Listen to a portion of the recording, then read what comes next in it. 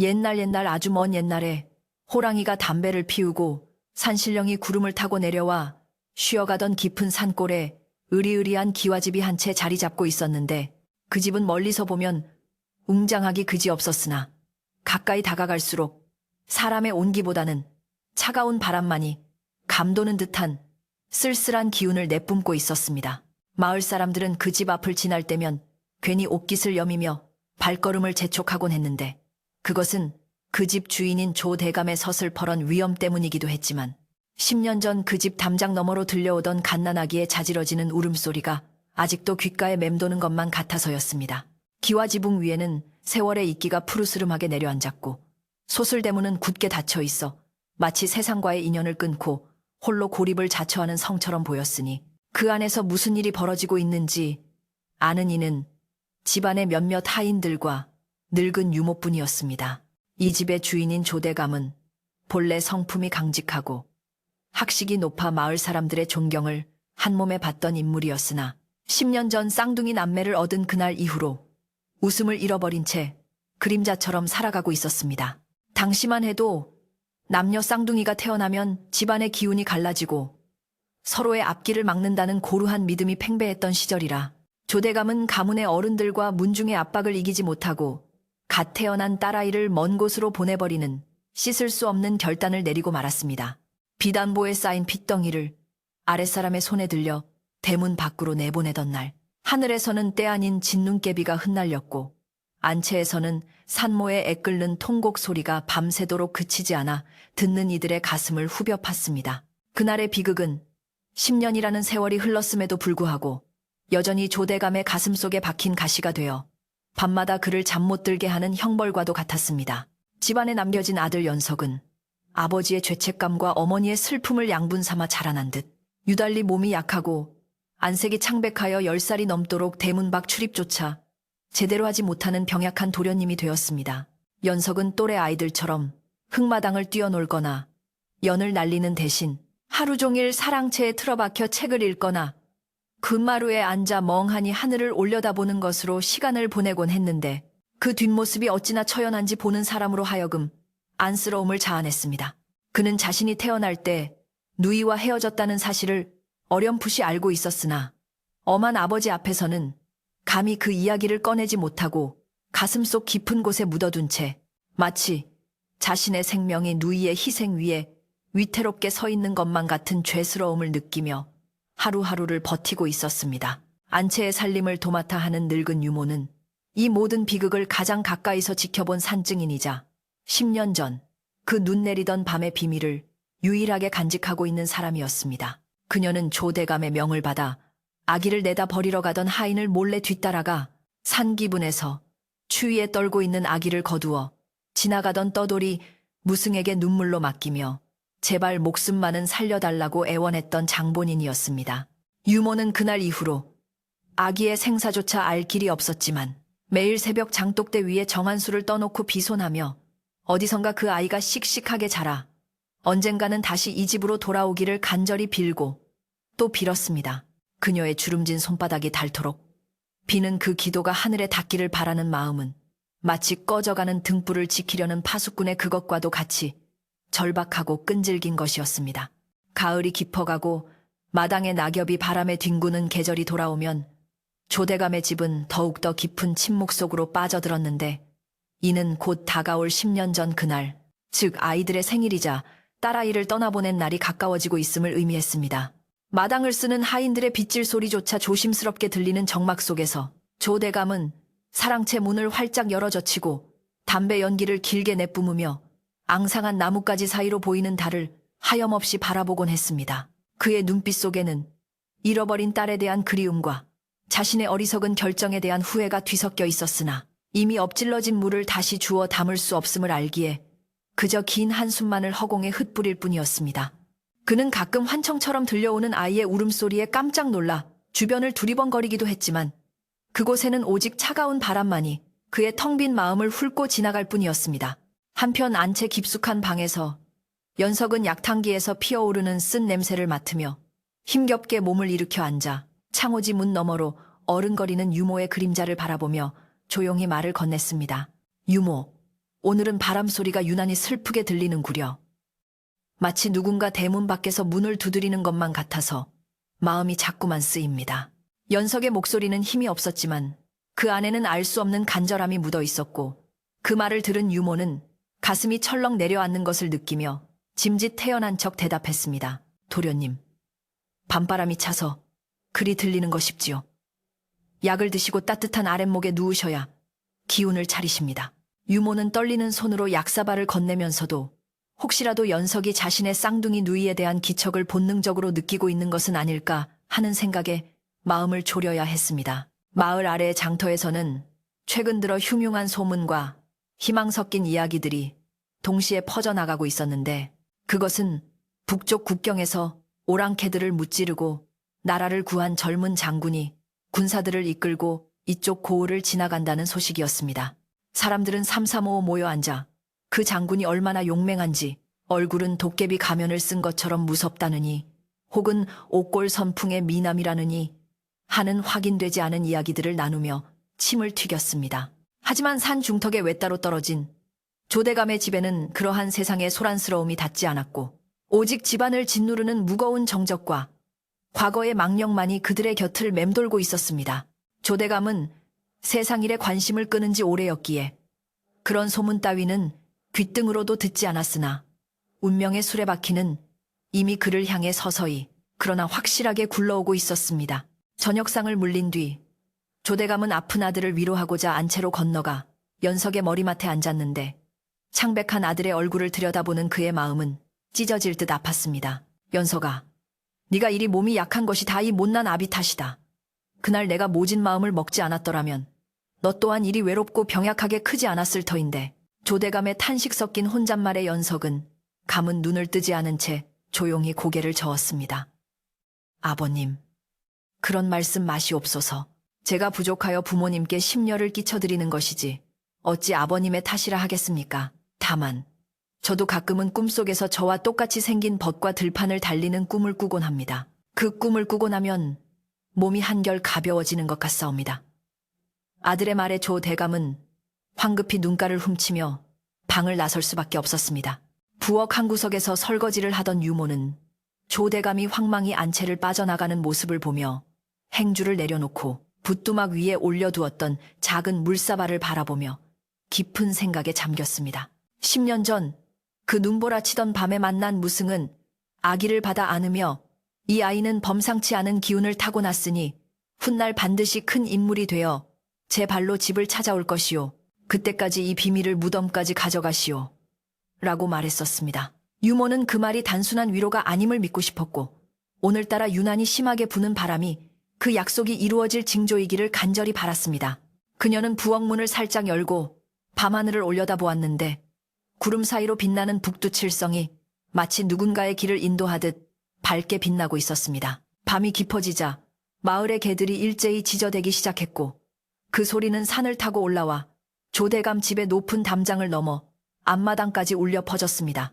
평소와는 다른 개들의 울음소리에 하인들이 잠자리에서 뒤척이며 웅성거렸고 사랑채에 홀로 앉아 책을 읽던 조대감도 책장을 덮고 귀를 기울였습니다. 그것은 단순한 짐승의 울음이 아니라 마치 귀한 손님이 오거나 큰일이 일어날 것임을 예고하는 듯한 긴박함이 서려 있었기에 집안에는 묘한 긴장감이 감돌기 시작했습니다. 바람은 더욱 거세져 댄잎들이 서로 부딪히며 사각거리는 소리를 냈고 그 소리는 마치 숨죽여 울고 있는 여인의 흐느낌처럼 들리기도 하고 군마가 달리는 말발굽 소리처럼 들리기도 하여 듣는 이의 마음을 심란하게 만들었습니다. 그 시각 마을 어귀에는 어둠을 뚫고 한 무리의 말 탄 사람들이 조용히 그러나 위험 있게 들어서고 있었는데 그들의 선두에는 칠흑 같은 갑옷을 입고 얼굴을 가린 장수가 말을 몰고 있었습니다. 달빛에 비친 장수의 눈동자는 깊은 호수처럼 고요하면서도 날카로운 빛을 띠고 있었고 그가 잡고 있는 곶비는 조금의 흔들림도 없이 단단했습니다. 장수는 마을 입구의 장승 앞에 잠시 말을 멈추고 산 중턱에 있는 으리으리한 기와집을 올려다보았는데 투구 아래로 드러난 그의 입가에는 알 수 없는 미소가 스쳐 지나갔습니다. 10년이라는 긴 세월을 돌아 마침내 고향 땅을 밟은 감회와 자신을 버린 가문에 대한 복잡한 감정이 뒤섞인 침묵의 순간이었습니다. 다시 조대감의 집으로 돌아와 잠을 이루지 못한 연석은 방문을 열고 팻마루로 나와 차가운 밤 공기를 쐬고 있었는데 그의 시선은 자신도 모르게 대문 쪽을 향하고 있었습니다. 이상하구나. 오늘은 왜 이리 가슴이 뛰고 진정이 되지 않는 것일까? 마치 오랫동안 기다려온 무언가가 문 밖까지 당도한 것만 같은 기분이 드는구나. 연석은 자신의 가슴을 손으로 지그시 누르며 혼잣말을 했고 그 순간 마당을 가로지르던 유모가 그 모습을 보고는 화들짝 놀라 다가왔습니다. 도련님, 이 밤중에 찬 바람을 쐬시면 어찌하십니까? 어서 방으로 드시지요. 유모의 걱정 어린 잔소리에도 연석은 쉽게 방으로 들어가지 못하고 어둠 속을 응시하며 누군가를 기다리는 사람처럼 서 있었습니다. 조대감은 사랑채 마루에 나와 담배를 피우며 생각에 잠겨 있었는데 그의 머릿속은 온통 가문의 앞날에 대한 걱정으로 가득 차 있었습니다. 대를 이을 아들은 병약하여 언제 쓰러질지 모르고 친척들은 호시탐탐 집안의 재산을 노리며 흑심을 품고 있으니 자신이 죽고 나면 이 집안이 풍비박산 나는 것은 불을 보듯 뻔한 일이었습니다. 그는 깊은 한숨을 내쉬며 밤하늘을 올려다보았지만 하늘은 말이 없었고 오직 무심한 달만이 그의 늙고 지친 얼굴을 비추고 있을 뿐이었습니다. 그는 자신이 지은 죄 때문에 가문이 벌을 받는 것이라 자책하며 차라리 모든 것을 내려놓고 싶은 심정이었으나 조상 대대로 물려받은 집을 지켜야 한다는 책임감이 그를 짓눌러 이러지도 저러지도 못하는 형국이었습니다. 하인들의 행랑채에서도 잠 못 드는 밤은 계속되었는데 그들은 삼삼오오 모여 앉아 낮에 들었던 소문과 집안의 분위기에 대해 수군거리고 있었습니다. 여보게, 들었나? 아까 저 아래 마을 주막에 낯선 군인들이 나타났다는데 행색이 예사롭지 않다더군. 아이고, 또 무슨 난리가 나려고 그러는가. 우리 대감마님 심기도 불편하신데 별일 없어야 할 텐데. 하인들의 걱정은 꼬리에 꼬리를 물고 이어졌고 그들의 목소리는 밤바람을 타고 흩어졌습니다. 그들은 이 집안에 들이운 어두운 그림자가 언제쯤 거칠지 알 수 없었기에 그저 하루하루 무사히 지나가기만을 바라는 소박한 소망을 품고 잠을 청할 뿐이었습니다. 유모는 연석을 간신히 방으로 들여보낸 후 부엌 뒷문을 통해 장독대로 나가 정한수를 새로 떠놓고 다시 기도를 올리기 시작했습니다. 비나이다, 비나이다. 천지신명님께 비나이다. 부디 우리 도련님 건강을 지켜주시고 혹시라도 살아있을지 모르는 아기씨가 계시다면 부디 굽어 살펴주시옵소서. 그녀의 기도는 10년 전부터 하루도 빠짐없이 이어져 온 것이었지만 오늘 밤은 그 어느 때보다 간절하고 절박했습니다. 그녀는 본능적으로 오늘 밤이 지나면 이 집안에 큰 변화가 찾아올 것임을 직감하고 있었고 그것이 부디 좋은 변화이기를 눈물로 호소했습니다. 산 아래 마을에서는 장군의 일행이 묵을 곳을 찾지 않고 그대로 산길을 오르기 시작했다는 소식이 전해졌으나 깊은 산속에 있는 조대감의 집에는 아직 그 소식이 닿지 않았습니다. 산길을 오르는 말발굽 소리는 두꺼운 낙엽에 묻혀 거의 들리지 않았지만 산짐승들은 본능적으로 강력한 존재의 등장을 감지하고 숨을 죽였습니다. 숲은 쥐 죽은 듯 고요했고 오직 바람만이 나뭇가지를 흔들며 장군의 귀환을 알리는 팡파르처럼 울려 퍼졌습니다. 장군의 뒤를 따르는 몇몇 부관들은 긴장한 표정으로 주위를 경계하며 자신들의 주군이 왜 이 늦은 밤에 험한 산길을 올라가는지 의아해하면서도 묵묵히 그 뒤를 따랐습니다. 조대감의 집 담장은 높고 견고하여 웬만한 도적들은 엄두도 내지 못할 정도였지만 마음의 벽은 이미 허물어져 가는 중이었습니다. 집안 곳곳에는 낡고 해진 세간살이들이 주인의 무관심 속에 방치되어 있었고 한때는 화려했던 정원의 꽃나무들도 제멋대로 자라나 을씨년스러운 분위기를 더했습니다.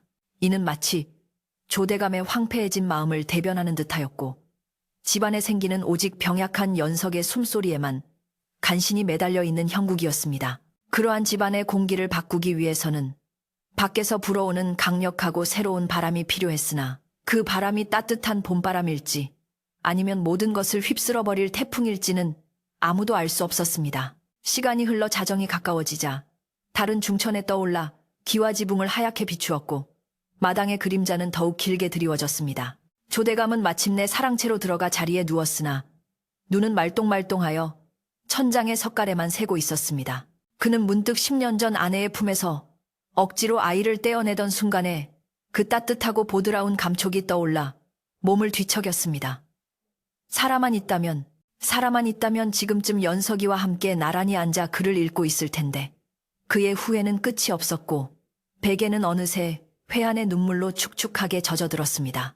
그때 대문 밖에서 묵직하면서도 정중한 인기척이 느껴지더니 이내 둔탁한 나무 대문을 두드리는 소리가 쿵, 쿵, 쿵 하고 3번 울려 퍼졌습니다. 그 소리는 크지 않았으나 깊은 밤의 정적을 깨뜨리기에는 충분했고 집안의 모든 사람들을 긴장시키기에 모자람이 없었습니다. 사랑채의 조대감도, 안채의 연석도, 부엌의 유모도, 행랑채의 하인들도 모두 숨을 죽이고 그 소리에 귀를 기울였습니다. 이 깊은 산골, 인적 드문 밤중에 과연 누가 찾아온 것일까? 하인 하나가 졸린 눈을 비비며 횃불을 들고 대문 앞으로 다가가 떨리는 목소리로 물었습니다. 누구시오? 이 밤중에 뉘시기에 남의 집 대문을 두드리시오. 대문 밖에서는 잠시 침묵이 흐르다가 이내 낮지만 힘있는 목소리가 들려왔습니다. 지나가던 길손이요. 날이 저물고 갈 곳이 마땅치 않아 하룻밤 묵어가기를 청하려 하오. 그 목소리는 분명 젊은 사내의 것이었으나 어딘가 모르게 거부할 수 없는 위험이 서려 있어 하인은 감히 문을 열어주지도 그렇다고 매몰차게 거절하지도 못한 채 우물쭈물하며 사랑채 쪽을 바라보았습니다. 조대감은 자리에서 일어나 옷매무새를 가다듬고 마루로 나왔습니다. 평소 같으면 하인을 시켜 돌려보냈을 테지만 오늘따라 왠지 모를 이끌림에 직접 손님을 맞이하고 싶은 생각이 들었습니다. 문을 열어주어라. 산중에 밤이 차니 길손을 밖에서 떨게 해서는 안 된다.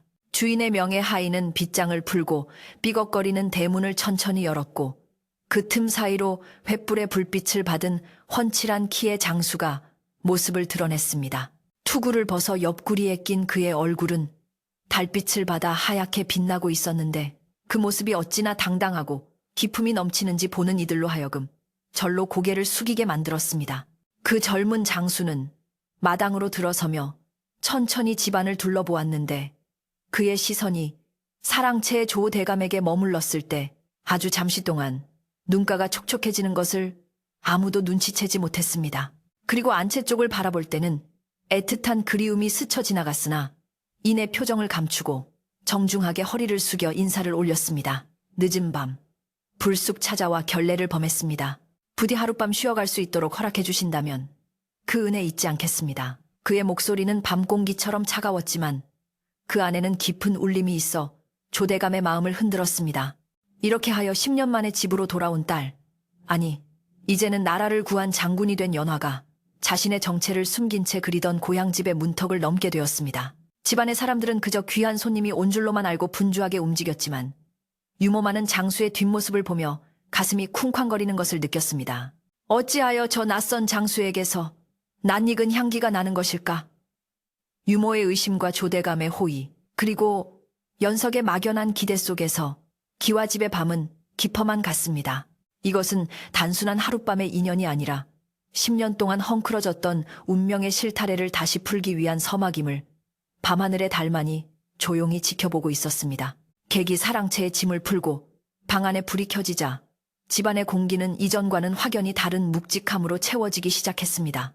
하인들은 낯선 손님의 위세에 눌려 발소리조차 내지 못하고 부엌과 행랑채를 오갔으며 마당에 메어둔 장군의 말조차도 주인을 닮아 그런지 거친 숨소리 한 번 내지 않고 꼿꼿하게 서서 어둠을 응시하고 있었습니다. 방 안에서 장군은 갑옷을 벗지 않은 채 정좌하고 앉아 조대감이 내어준 따뜻한 차를 한 모금 마시며 벽에 걸린 낡은 족자들을 천천히 훑어보았습니다. 그 족자들은 그녀가 아주 어릴 적, 비록 기억에는 희미하나 핏줄의 본능으로 느껴지는 아버지의 필체와 그림들이었기에 차가운 찻잔을 쥔 그녀의 손끝이 미세하게 떨려오는 것을 막을 수는 없었습니다. 부엌에서는 유모가 떨리는 손으로 손님에게 내갈 저녁상을 차리고 있었는데 그녀의 마음속에는 알 수 없는 기대와 두려움이 교차하여 그릇이 달그락거리는 소리가 유난히 크게 들렸습니다. 갓 지은 하얀 쌀밥과 맑은 국, 그리고 정성스레 구운 생선 한 토막을 쟁반에 담으면서도 유모는 자꾸만 사랑채 쪽을 힐끔거렸습니다.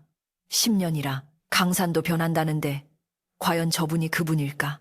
아니면 그저 내가 늙어 헛것을 바라는 것일까? 유모는 혼잣말을 되뇌며 행주치마에 손을 닦고는 깊게 심호흡을 한 뒤 상을 들고 조심스럽게 사랑채로 향했습니다. 마루를 밟는 소리조차 조심스러운 밤. 그녀의 발걸음은 마치 살얼음판을 걷는 듯 위태로워 보였습니다. 상을 들고 방으로 들어선 유모는 장군의 얼굴을 정면으로 보지 못하고 고개를 숙인 채 상을 내려놓았으나 곁눈질로 보이는 장군의 손등에 난 작은 흉터를 보고는 심장이 맺힐 듯한 충격을 받았습니다.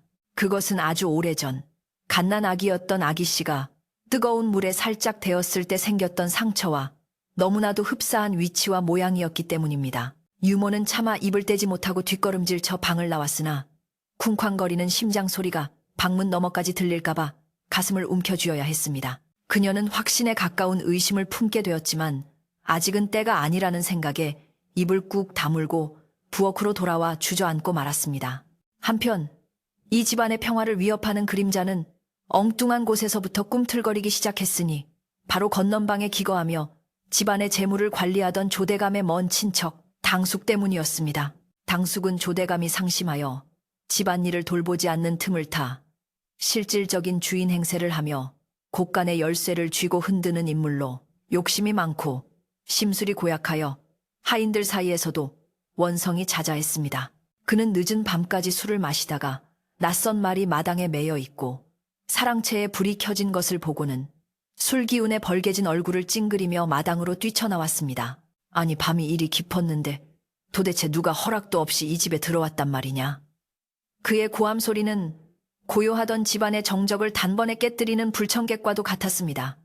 당숙은 비틀거리는 걸음으로 사랑채 마루에 올라서며 조대감이 손님과 이야기를 나누고 있는 방문을 거칠게 열어젖히려 하였습니다. 그는 평소 조대감을 존경하는 척했지만 속으로는 병약한 아들 연석과 늙은 대감이 죽고 나면 이 집과 논밭이 모두 자신의 차지가 될 것이라는 흑심을 품고 있었기에 낯선 손님의 등장이 달갑지 않았던 것입니다. 혹시라도 저 손님이 조대감의 먼 친척이거나 빚쟁이가 아닐까 하는 의심, 혹은 자신의 비리를 캐러온 관리는 아닐까 하는 불안감이 그의 술 취한 머릿속을 맴돌았습니다. 그는 예의라고는 찾아볼 수 없는 태도로 문고리를 잡고 흔들며 소리쳤습니다. 형님, 주무시지도 않고 누굴 들이신 겁니까? 내 허락도 없이 객을 재우다니요. 방 안에서 조대감은 당숙의 무례한 행동에 미간을 찌푸리며 났지만 엄한 목소리로 꾸짖었습니다. 자네, 이게 무슨 행패인가? 귀한 손님이 오셨으니 썩 물러가게. 그러나 당숙은 오히려 코웃음을 치며 문을 활짝 열어젖히고 방 안으로 들이닥쳤습니다. 그는 방 윗목에 앉아있는 젊은 장군을 위아래로 훑어보며 비아냥거리는 말투로 시비를 걸기 시작했습니다. 어디서 굴러먹던 뼈다귀기에 남의 집에 와서 상석을 차지하고 있는 게야? 꼴을 보니 칼이나 휘두르는 무지렁이 같은데 당장 나가지 못해. 당숙의 눈에는 눈앞의 장군이 그저 밥이나 얻어먹으러 온 뜨내기 무사로밖에 보이지 않았던 것입니다. 장군은 식사를 하던 숟가락을 조용히 내려놓고 천천히 고개를 들어 당숙을 응시했는데 그 눈빛이 어찌나 서늘하고 날카로운지 당숙은 순간적으로 등골이 오싹해짐을 느꼈습니다. 장군은 아무런 대꾸도 하지 않았지만 그 침묵 속에는 천마디 말보다 더 무거운 압박감이 서려 있어 방 안의 공기가 순식간에 얼어붙는 듯 했습니다. 조대감은 얼굴이 불그락푸르락해져서 당숙을 향해 호통을 쳤습니다. 이 사람이 정말 술이 과했나? 어디서 감히 손님에게 막말을 하는가? 썩 나가지 않으면 내 하인들을 불러 끌어낼 것이네. 평소 유순하기만 하던 조대감이 이토록 화를 내는 모습에 당숙은 잠시 주춤했으나 이내 본색을 드러내며 대들었습니다. 형님, 정신 차리시오. 요즘 세상이 얼마나 흉흉한데 정체도 모르는 놈을 집안에 들이십니까? 나중에 이놈이 도적대라도 끌고 오면 어쩌시려고 그럽니까? 내 이 집안을 지키려는 충정에서 하는 말이니 섭섭하게 생각 마시오. 당숙은 짐짓 집안을 걱정하는 척하며 자신의 무례를 합리화하려 들었지만 그 속내는 뻔히 보이는 것이었습니다. 그는 자신이 이 집의 실질적인 가장이라는 것을 과시하고 싶었고 낯선 이가 자신의 영역을 침범하는 것을 용납할 수 없었던 것입니다. 그때 장군이 낮고 차분한 목소리로 입을 열었습니다. 주인 어른의 말씀대로 날이 밝으면 떠날 것이니 너무 심려치 마시오. 다만 집안의 법도가 이리 흐트러진 것을 보니 주인 어른의 근심이 깊으시겠습니다. 장군의 말은 전곡을 찌르는 것이어서 당숙의 얼굴은 분노로 일그러졌고 조대감은 부끄러움에 고개를 들 수 없었습니다. 당숙은 뭐라? 내 놈이 뭘 안다고 함부로 짓거리는 게야. 하며 주먹을 치켜들었으나 장군의 눈빛에 기가 눌려 차마 휘두르지는 못하고 씩씩거리기만 했습니다. 장군은 자리에서 일어나지도 않은 채 그저 싸늘한 시선으로 당숙을 제압하며 말했습니다. 손님에게 주먹을 휘두르는 것이 이 댁의 가풍입니까? 그렇다면 제가 잘못 찾아온 듯하군요. 그 말에 당숙은 할 말을 잃고 씩씩거리며 방문을 쾅 닫고 나가버렸습니다. 폭풍이 지나간 듯한 방 안에는 다시 무거운 침묵이 감돌았습니다. 당숙이 나간 뒤 조대감은 깊은 한숨을 내쉬며 장군에게 사과했습니다. 부끄러운 꼴을 보였소. 집안에 우환이 겹치고 내 몸이 성치 않다 보니 아랫사람 단속을 제대로 하지 못했소이다. 부디 노여워 마시오. 장군은 묵묵히 고개를 끄덕이며 다시 식사를 이어갔지만 그녀의 마음속에는 이미 이 집안을 좀먹고 있는 병폐가 무엇인지 명확하게 그려지고 있었습니다. 아버지는 너무 약해졌고 동생은 병들었으며 탐욕스러운 친척이 주인 노릇을 하고 있는 현실이 그녀의 가슴을 아프게 찔러왔습니다. 그녀는 숟가락을 든 손에 힘을 주며 반드시 이 잘못된 것들을 바로잡고 떠나리라 다짐했습니다. 다음 날 아침 마을에는 지난밤 산으로 올라간 장군에 대한 소문이 꼬리에 꼬리를 물고 퍼져나갔습니다. 우물가에 모인 아낙네들은 물동이를 내려놓고 수군거렸습니다. 어제 그 장군이 조대감 댁으로 들어갔다지? 그런데 그 기세가 보통이 아니라더군. 혹시 나라에서 암행어사라도 보낸 게 아닐까? 조대감네. 당숙이 마을 소장료를 제멋대로 올린다고 원성이 자자하잖아. 마을 사람들의 이야기는 점차 사리부터 장군이 부패한 자들을 징벌하러 온 저승사자라는 이야기까지 돌게 되었습니다. 이러한 소문은 바람을 타고 다시 조대감의 집 담장을 넘어 당숙의 귀에도 들어가게 되었습니다. 숙취로 머리를 싸매고 일어난 당숙은 하인들이 전해주는 마을의 소문을 듣고 소스라치게 놀랐습니다. 뭐라고? 암행어사. 그게 정말이냐? 그는 어젯밤 자신이 장군에게 했던 무례한 행동들이 떠올라 식은땀을 흘리기 시작했습니다. 만약 그자가 진짜 고위관리이거나 어사라면 자신의 목이 달아날 수도 있는 일이었습니다. 그는 불안한 마음에 방 안을 서성거리며 손톱을 물어뜯었고 어떻게든 그 손님의 정체를 알아내어 약점을 잡거나 구워 삶아야겠다고 생각했습니다. 탐욕스러운 자일수록 자신의 죄가 드러나는 것을 두려워하는 법이라 당숙의 의심과 공포는 점점 커져만 갔습니다. 그 시각 안채의 연석은 간밤의 소란을 전해 듣고 걱정스러운 마음에 마루로 나왔습니다. 그는 비록 몸은 약했으나 심성만은 곧고 바른 청년이었기에 당숙의 횡포에 늘 마음 아파하고 있었습니다. 연석은 사랑채 쪽을 바라보며 유모에게 물었습니다. 유모, 어제 오신 손님은 어떤 분이신가? 당숙께서 그리 화를 내셨다니 마음이 편치 않네. 유모는 연석의 옷매무새를 다듬어주며 조심스럽게 대답했습니다. 도련님, 제가 보기에는 예사분이 아니십니다. 눈빛이 맑고 기품이 넘치시어 당숙 어른도 함부로 못하시는 듯합니다. 도련님께서 한번 뵙고 인사를 나누시는 것도 좋을 듯합니다. 마당을 거닐던 장군은 집안 곳곳에 남겨진 쇠락의 흔적들을 살피고 있었는데 잡초가 무성한 화단과 기와가 깨진 담장은 그녀의 마음을 더욱 무겁게 했습니다. 그때 마당 한 구석에서 빗질을 하고 있던 늙은 하인 최 씨가 장군의 곁으로 조용히 다가왔습니다. 최 씨는 이 집안에서 3대를 모신 충직한 하인으로 집안의 흥망성쇠를 모두 지켜본 인물이었습니다. 그는 빗자루를 잠시 멈추고 장군에게 들릴 듯 말 듯한 목소리로 중얼거렸습니다. 바람이 바뀌었습니다. 날이 썩은 가지는 쳐내야 새순이 돋는 법이지요. 하지만 썩은 가지가 워낙 질겨 나무 전체를 상하게 할까 두렵습니다. 장군은 최 씨의 말에 걸음을 멈추고 그를 돌아보았습니다. 최 씨는 짐짓 딴청을 피우며 다시 마당을 쓸었지만 그 한마디는 장군에게 보내는 명확한 조언이자 경고였습니다. 장군은 미소를 머금고 최 씨에게 다가가 나직이 물었습니다. 노인장, 그 썩은 가지를 쳐내려면 어떤 도끼가 필요하겠소? 최 씨는 허리를 펴고 장군의 눈을 똑바로 바라보며 대답했습니다. 날카로운 도끼보다는 나무의 뿌리를 지키려는 주인의 마음이 더 필요한 법이지요.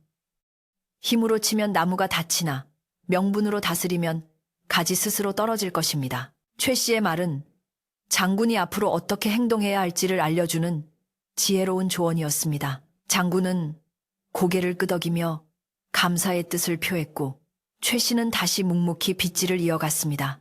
이 짧은 만남을 통해 장군은 이 집안에 아직 희망이 남아있음을, 그리고 자신을 돕고자 하는 숨은 조력자들이 있음을 확인하게 되었습니다.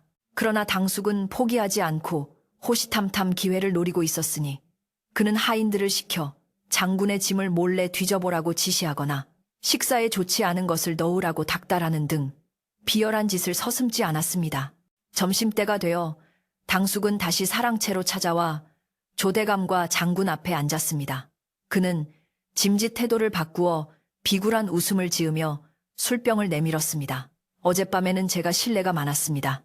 귀한 손님인 줄도 모르고 술 기운에 그만 이 술 한 잔 받으시고 노여움을 푸시지요. 당숙의 눈은 웃고 있었으나 그 속에는 장군을 떠보려는 교활함이 가득 차 있었습니다.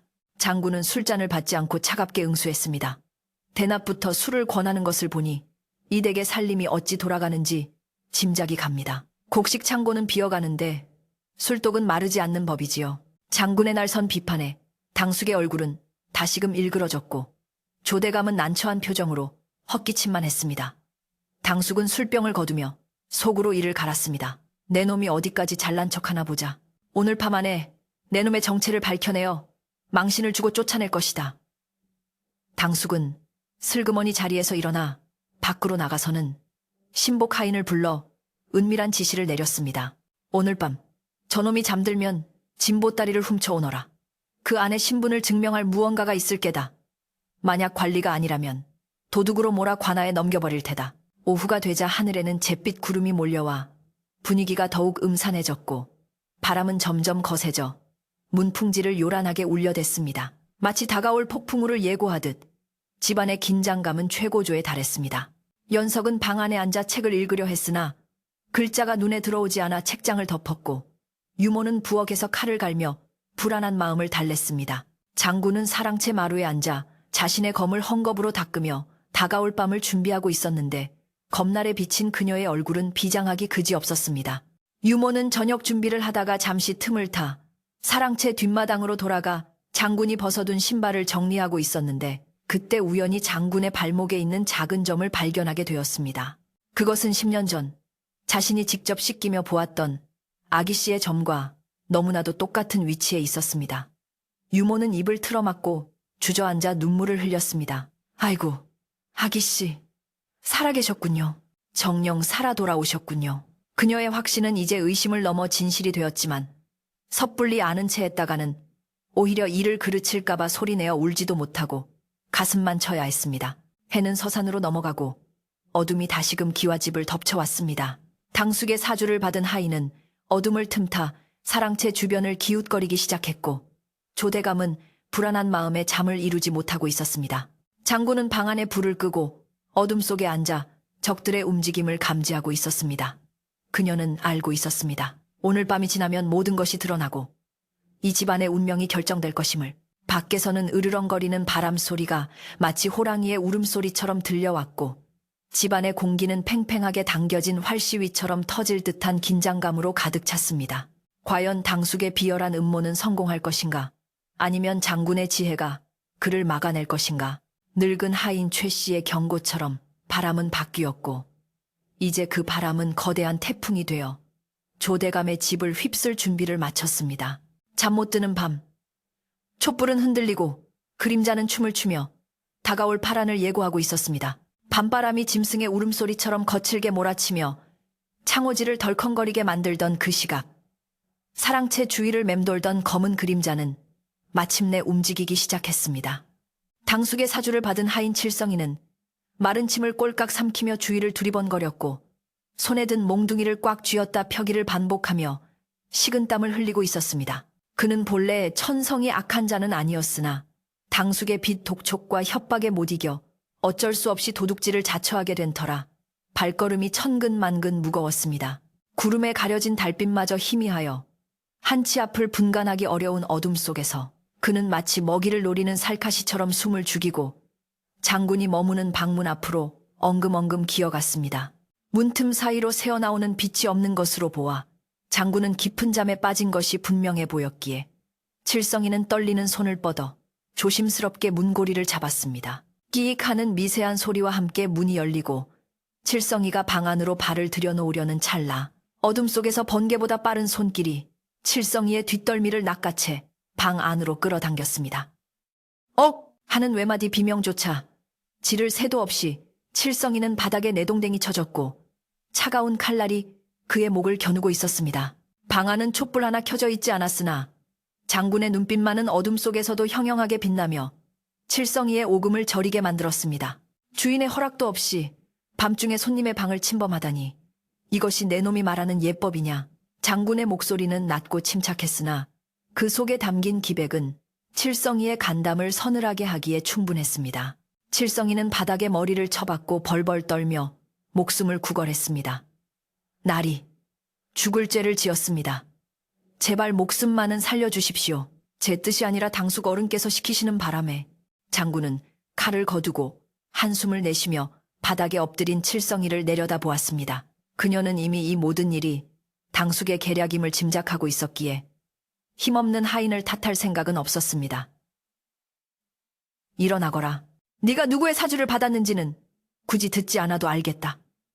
다만 너는 가서 네 주인에게 똑똑히 전하거라. 밤손님을 보내 물건을 훔치려 하는 것은 대장부의 도리가 아니며 내일 아침 내 발로 나가기 전에 이 집안의 기강을 바로잡고 갈 것이라고 말이다. 장군의 말에는 거역할 수 없는 위엄이 서려 있었고 칠성이는 감동과 두려움이 뒤섞인 눈물을 흘리며 연신 절을 하고는 도망치듯 방을 빠져나갔습니다. 장군은 도망가는 칠성이의 뒷모습을 보며 다시 자리에 앉았으나 이미 달아난 잠은 다시 돌아오지 않았습니다. 한편 건넌방에서 초조하게 소식을 기다리던 당숙은 방문이 벌컥 열리고 칠성이가 혼비백산하여 들어오는 꼴을 보고는 혀를 찼습니다. 이런 칠칠 맞은 놈, 그래, 그놈의 보따리는 가져왔느냐? 아니면 정체라도 알아냈느냐? 당숙의 다그침에 칠성이는 숨을 헐떡이며 고개를 저었습니다. 어르신, 그분은 사람이 아닙니다. 귀신입니다, 귀신. 문을 열자마자 저를 낚아채는데 눈에서 불이 번쩍 나더이다. 그리고 내일 아침에 집안의 기강을 잡겠다고 호통을 치시는데 저는 무서워서 더는 못하겠습니다. 칠성이의 말에 당숙은 얼굴이 불그락푸르락해져서 마시던 술잔을 집어던졌습니다. 에이, 쓸모없는 놈. 밥만 축내더니 고작 그 정도 일도 처리를 못해? 당숙은 분을 이기지 못하고 방 안을 서성거렸지만 마음 한구석에서는 불안감이 독버섯처럼 피어오르고 있었습니다. 장군이 자신의 계략을 눈치챘을 뿐만 아니라 정면으로 맞서겠다는 선전포고를 한 셈이었기 때문입니다. 당숙은 손톱을 물어뜯으며 생각했습니다. 힘으로 안 된다면 명분으로 눌러야 한다. 감히 족보도 없는 놈이 양반집 기강을 논해? 내일 날이 밝는 대로 문중의 어른들과 마을 이장을 불러 모아 저놈을 무례한 행패를 부리는 잡배로 몰아 멍석말이라도 시켜 내쫓아야겠다. 그는 자신의 비리를 감추기 위해 더 큰 소동을 일으키기로 작정했고 뱀처럼 교활한 눈빛을 번득이며 날이 밝기만을 기다렸습니다. 다시 고요해진 사랑채. 장군은 품속에서 낡은 비단 주머니 하나를 꺼내어 만지작거렸습니다. 그 안에는 반쪽으로 쪼개진 옥패와 어릴 적 자신이 입고 있었던 베넷 저고리 조각이 들어있었습니다. 이것은 그녀가 10년 전 이름 모를 무승의 손에 맡겨질 때 유모가 몰래 찔러 넣어준 혈육의 증표였습니다. 그녀는 달빛에 비친 옥패를 바라보며 나지막이 속삭였습니다. 아버지, 그리고 어머니, 불효녀 연화가 이제야 돌아왔습니다. 비록 아들로 태어나지 못해 버림받았으나 이제는 나라를 지키는 장수가 되어 가문의 명예를 드높이고자 합니다. 부디 저를 알아보지 못하시더라도 이 증표만은 기억해 주시기를. 그녀의 눈가에는 이슬 같은 눈물이 맺혔다가 볼을 타고 흘러내렸습니다. 그때 방문 밖에서 날이 밤이 깊었는데 잠시 들어가도 되겠습니까? 하는 조심스러운 목소리가 들려왔습니다. 바로 유모였습니다. 장군은 황급히 눈물을 닦고 옥패를 품에 넣은 뒤 목소리를 가다듬어 대답했습니다. 들어오시오. 문이 열리고 유모가 다과상을 들고 들어왔는데 그녀의 눈은 퉁퉁 부어 있었고 손은 심하게 떨리고 있었습니다. 유모는 상을 내려놓고는 장군의 얼굴을 빤히 쳐다보더니 대뜸 바닥에 넙죽 엎드려 큰 절을 올렸습니다. 아기씨, 죽어도 여한이 없는 이 늙은 년이 아기씨를 이제야 알아뵙습니다. 살아계셨군요. 정녕 살아계셨군요. 장군은 당황하여 유모를 일으켜 세우려 했으나 유모는 바닥에 엎드린 채 오열했습니다. 어젯밤 발목의 점을 보고 설마 했는데 그 눈매와 인매가 돌아가신 마님을 쏙 빼닮으셨습니다. 이 못난 유모를 용서하세요. 그때 제가 더 끝까지 붙잡지 못해서 유모의 통곡에 장군의 마음도 무너져 내렸습니다. 그녀는 유모의 거친 손을 잡고 함께 눈물을 흘리며 말했습니다. 유모, 울지 마세요. 유모 덕분에 제가 살았습니다. 그 추운 날 유모가 저를 안아주지 않았다면 저는 이미 이 세상 사람이 아니었을 것입니다. 두 사람은 10년의 세월을 뛰어넘어 서로를 부둥켜 안고 한참 동안 소리 없는 눈물을 쏟아냈습니다. 유모와의 재회로 장군은 더욱 큰 용기를 얻게 되었습니다. 그녀는 유모에게 부탁했습니다. 유모, 아직은 아무에게도 말하지 마세요. 내일 아침 모든 것이 밝혀질 것입니다. 다만 아버지와 연석이가 너무 놀라지 않도록 곁에서 잘 지켜봐 주세요. 유모는 눈물을 훔치며 힘차게 고개를 끄덕였습니다. 염려 마십시오, 아기씨. 이 늙은 것이 목숨을 바쳐서라도 아기씨의 앞길을 막는 것들을 치워드리겠습니다. 당숙 어른이 무슨 짓을 꾸미든 하늘이 아기씨 편인데 무엇이 두렵겠습니까? 유모는 든든한 지원군이 되어 방문을 나섰고 장군의 마음속에 있던 마지막 망설임도 눈 녹듯 사라졌습니다. 같은 시각 안채의 연석은 기이한 꿈을 꾸다가 식은땀을 흘리며 깨어났습니다. 꿈속에서 그는 안개 낀 숲을 헤매고 있었는데 멀리서 자신과 똑같은 얼굴을 한 장수가 나타나 그를 벼랑 끝에서 구해주고는 호련히 사라지는 꿈이었습니다.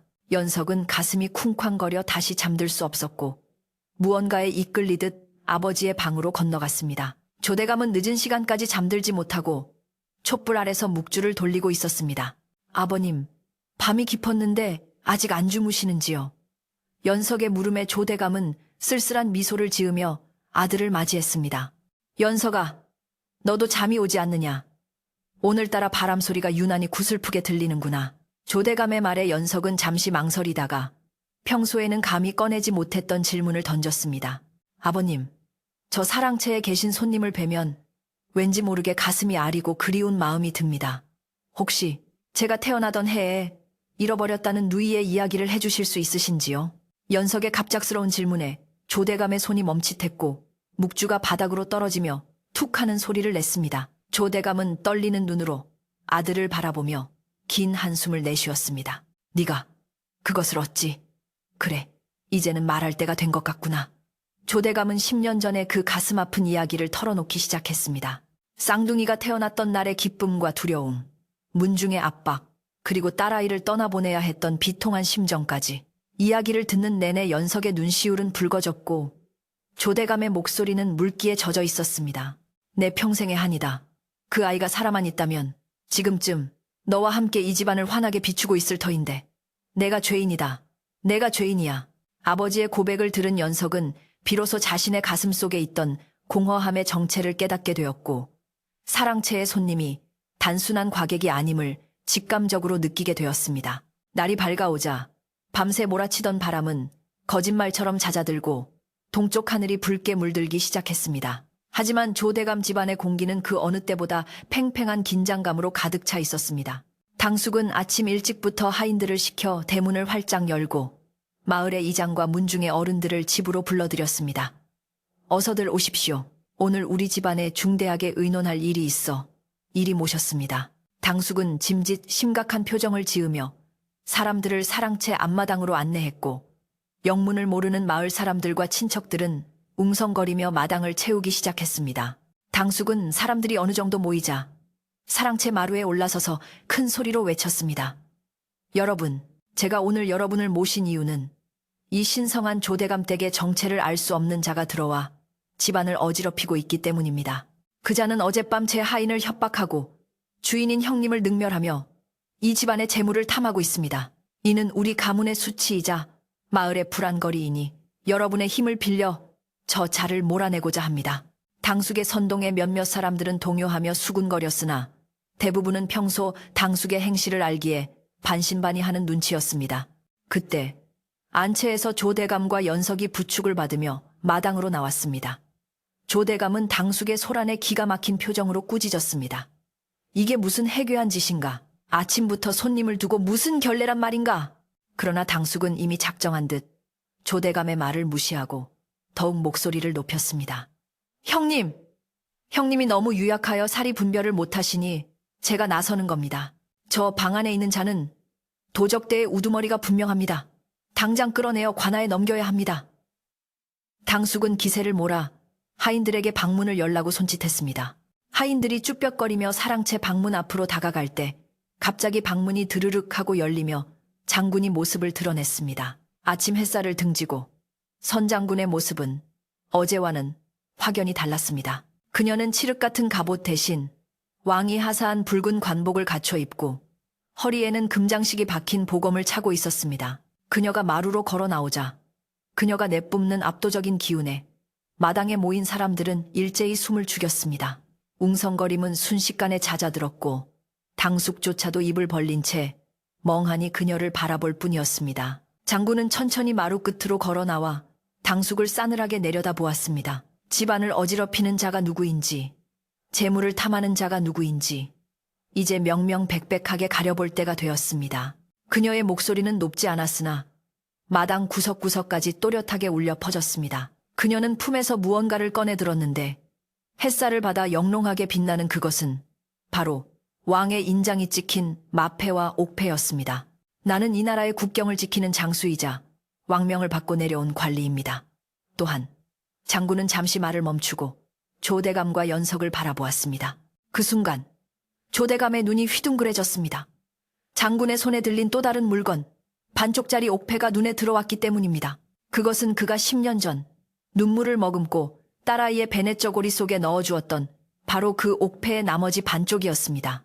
조대감은 다리에 힘이 풀려 그 자리에 주저앉을 뻔했고 옆에 있던 연석이 급히 아버지를 부축했습니다. 저것은... 조대감의 입술이 파르르 떨렸고 유모는 부엌 문틀을 잡고 흐느끼기 시작했습니다. 당숙은 사태가 심상치 않게 돌아감을 감지하고 식은땀을 줄줄 흘렸습니다. 관복이라니? 왕명을 받은 관리? 이게 도대체 어떻게 된 일이야? 그의 머릿속은 하얗게 변했고 자신이 파놓은 함정에 스스로 빠졌음을 깨달았습니다. 장군은 당숙에게 시선을 고정한 채 한 발자국씩 계단을 내려와 마당으로 들어섰습니다. 그녀의 발걸음 하나하나가 당숙에게는 사형 선고와도 같았습니다. 당숙 어른, 제 정체가 궁금하시다 하여 이렇게 예를 갖추어 나왔습니다. 이제 제가 묻겠습니다. 지난 10년간 이 집안의 곡간을 채우던 곡식들은 다 어디로 갔으며 소장농들의 피땀 어린 세금은 누구의 주머니로 들어갔습니까? 장군의 죽음은 날카로운 비수처럼 당숙의 심장을 찔렀습니다. 마당에 모인 마을 사람들과 문중 어른들은 그제야 사태를 파악하고 당숙을 향해 비난의 눈초리를 보내기 시작했습니다. 저분이 장군님이셨어? 당숙이 엄한 사람을 잡으려다 제 발등을 찍었구먼. 사람들의 수군거림은 점점 커져갔고 당숙은 쥐구멍이라도 찾고 싶은 심정이었습니다. 하지만 장군은 여기서 멈추지 않았습니다.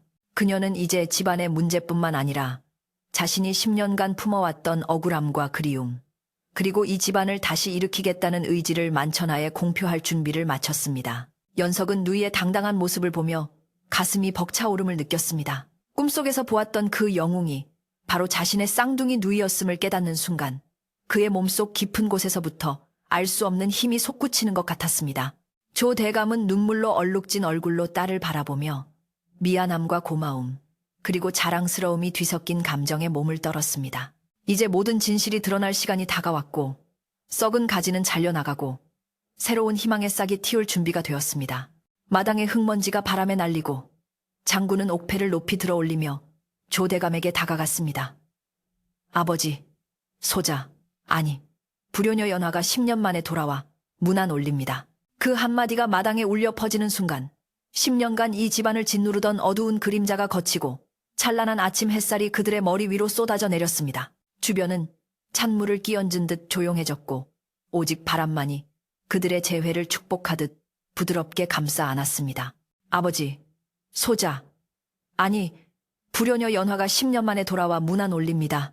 장군의 그 한마디는 마당에 모인 모든 사람들의 귀를 의심케 했으나 그보다 더 큰 충격과 전율을 안겨준 것은 그녀가 내민 반쪽짜리 옥패였습니다.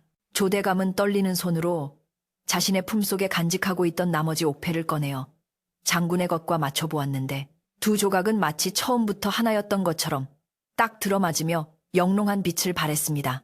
그것은 그 어떤 문서나 증언보다도 강력한 혈육의 증거였으며 지난 10년간 가슴속에 묻어두었던 슬픔과 죄책감이 한순간에 터져나오게 만드는 열쇠와도 같았습니다. 조대감은 옥패를 쥔 채 비틀거리며 마루 계단을 내려와 흙바닥에 무릎을 꿇고 있는 딸의 어깨를 감싸 안았습니다. 연화야, 내 딸 연화야, 아비가 죄인이다. 이 못난 아비를 용서하지 마라. 조대감의 통곡은 마당을 가득 메운 침묵을 깨뜨렸고 보는 이들의 눈시울을 붉히게 만들었습니다. 그 광경을 지켜보던 연석 또한 벅차오르는 감정을 주체하지 못하고 누이에게 다가갔습니다. 꿈속에서만 그리던 반쪽. 자신과 한나란 씨에 태어났으나 얼굴조차 모르고 살았던 혈육이 이렇게 늠름한 장수가 되어 돌아왔다는 사실이 믿기지 않았습니다. 연석은 아버지와 누이를 번갈아 보며 눈물을 흘렸는데 신기하게도 그 눈물은 슬픔이 아니라 가슴속 깊은 곳에서 막혀있던 체증이 내려가는 듯한 시원한 해방감을 안겨주었습니다. 누님, 정녕, 누님이십니까? 연석의 떨리는 물음에 연화는 씩씩하게 웃으며 동생의 손을 꽉 잡아주었습니다.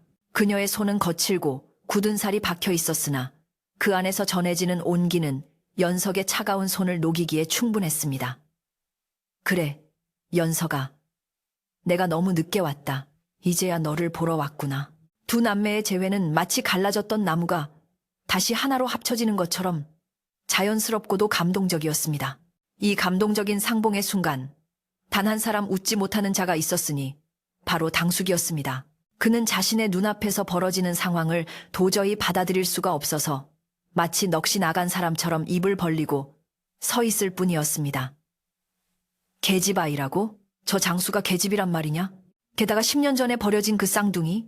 그의 머릿속은 뒤죽박죽 엉켜버렸지만 한 가지 분명한 사실은 자신이 팠던 함정이 이제 자신을 삼키려 하고 있다는 것이었습니다.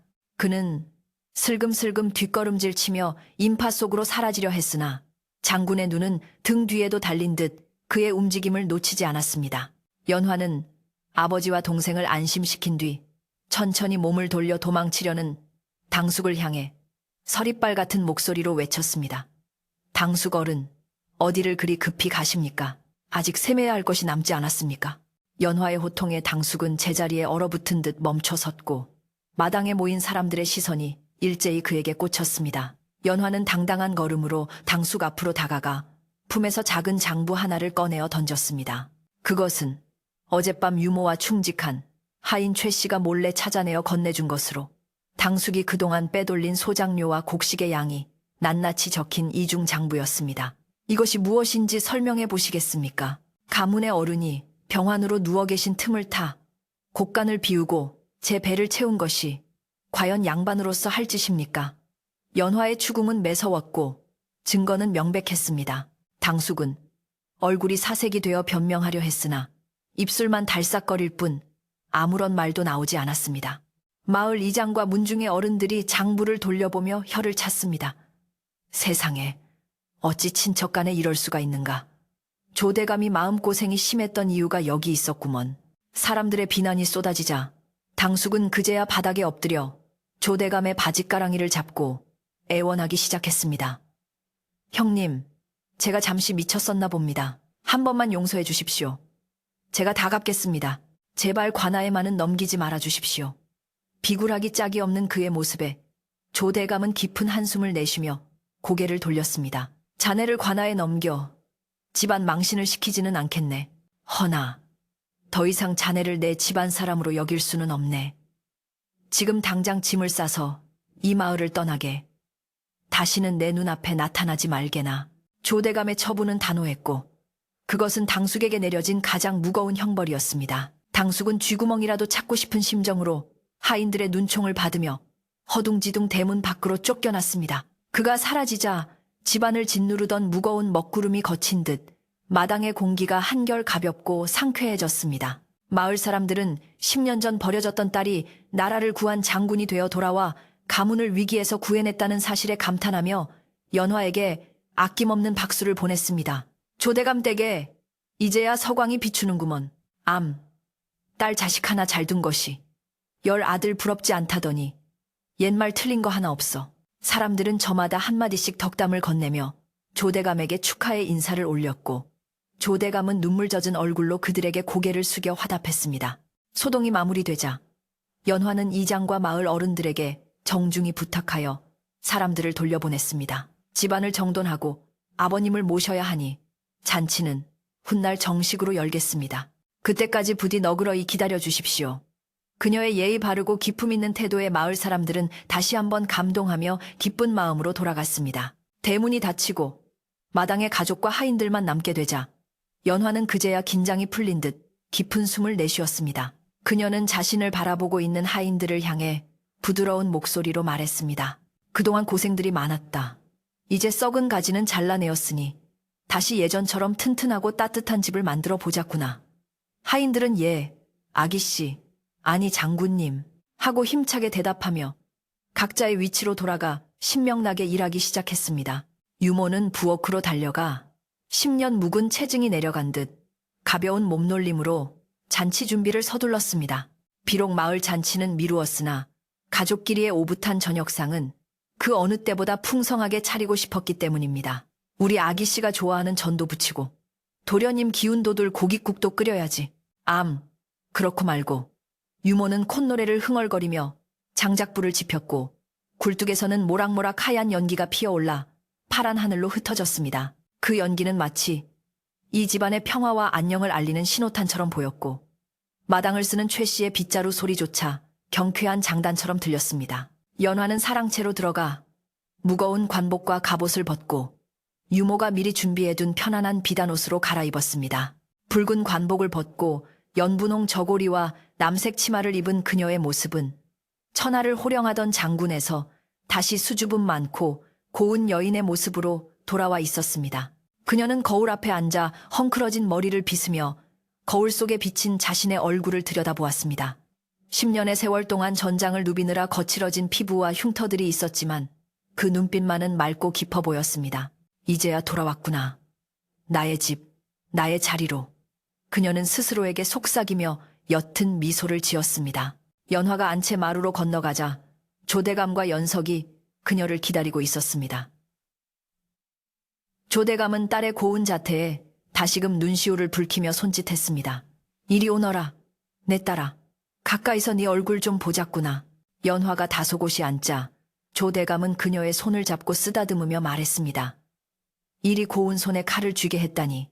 내가 죽어서 조상님들을 어찌 뵐고 네가 겪었을 고초를 생각하면 가슴이 미어지는구나. 연화는 아버지의 손을 맞잡으며 위로했습니다. 아버님, 그런 말씀 마세요. 제가 칼을 쥔 것은 나라를 위함이었고 결국은 이 집을 지키기 위함이었습니다. 저는 제 운명을 원망하지 않습니다. 오히려 이렇게 다시 아버님과 동생을 만날 수 있게 해주신 하늘에 감사할 따름입니다. 연석은 누이의 곁에 앉아 마치 신기한 보물을 보듯 그녀를 바라보았습니다. 누님, 저는 몸이 약하여 집 밖을 나가지 못하고 늘 책만 읽었습니다. 누님이 전장을 누비며 보았던 세상 이야기를 들려주세요. 저는 누님이 살아오신 그 넓은 세상이 너무나 궁금합니다. 연석의 눈빛은 호기심과 존경심으로 반짝였고 연화는 그런 동생이 사랑스러워 머리를 쓰다듬어 주었습니다. 그래, 밤새도록 들려주마. 북쪽의 끝없는 설원과 밤하늘을 수놓는 별들, 그리고 말들이 달리는 광활한 들판 이야기를 다 해주마. 하지만 너도 약속해야 한다.